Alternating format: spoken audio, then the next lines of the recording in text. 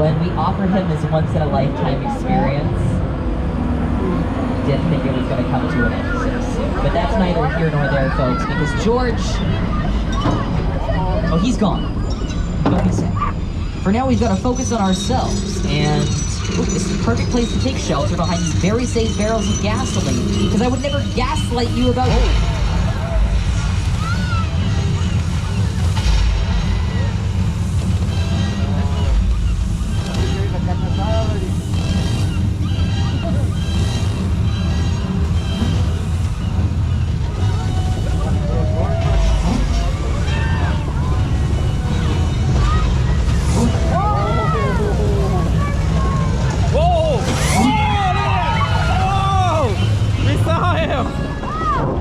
Jaws! Congratulations on surviving. Please show everybody that's the hardest freaking shark in all of Hollywood.